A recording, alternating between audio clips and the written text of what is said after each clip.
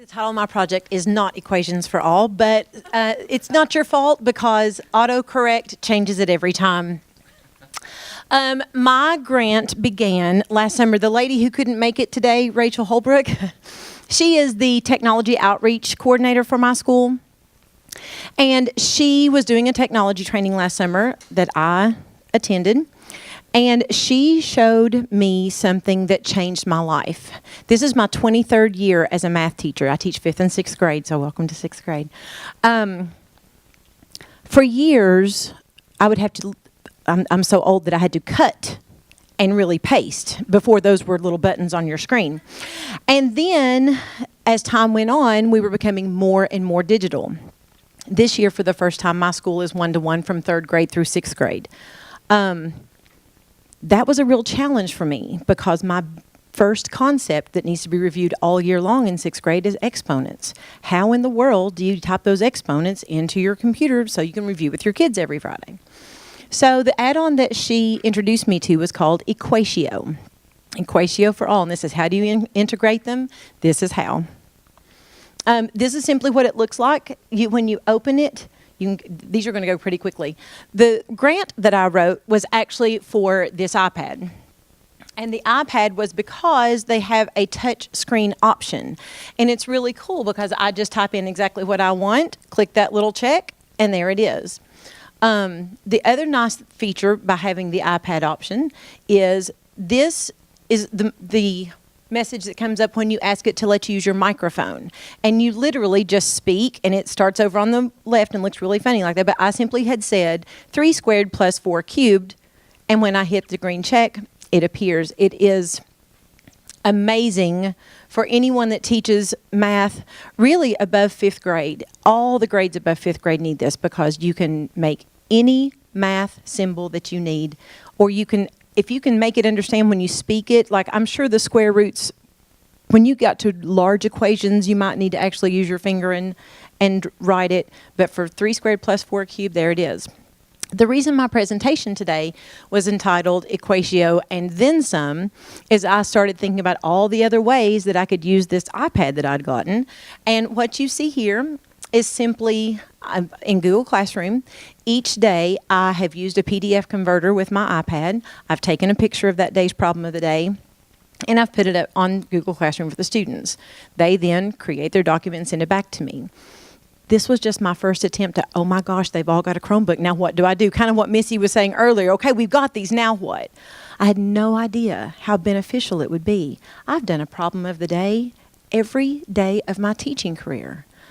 But in the old school way of doing it, where they simply wrote their answer on paper, as you walk around the room, when about 10 or 15 of them were finished, you had to move on.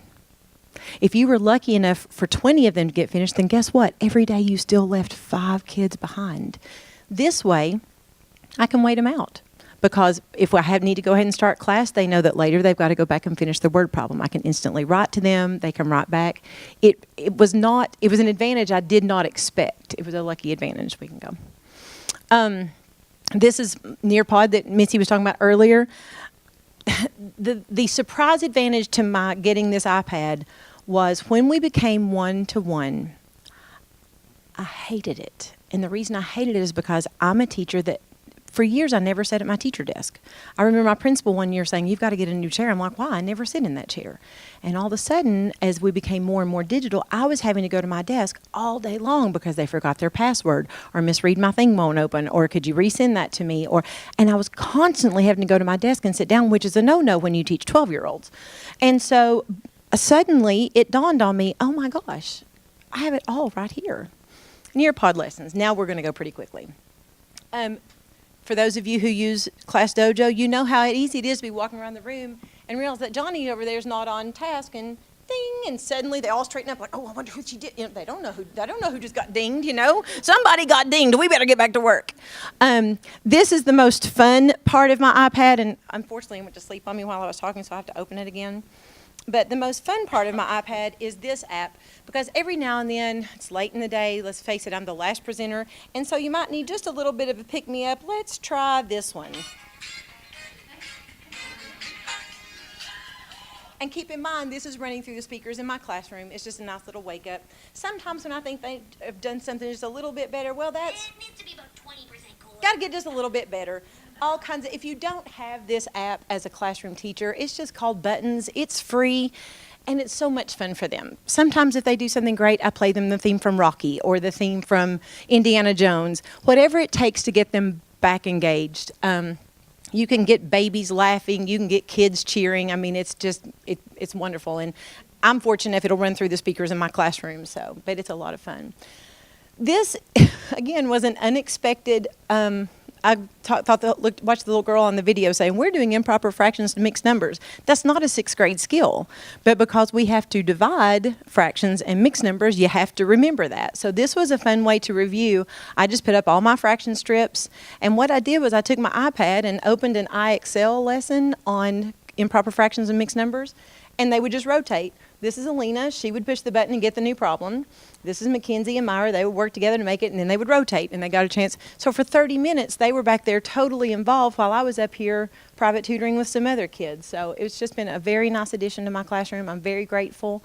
I will say this is my first time to ever write one of these innovation grants, and I'm so hoping they do it again next year because now I've thought of 15 more things I'd like to write it for, but that's pretty much all. Does anybody have a question about anything?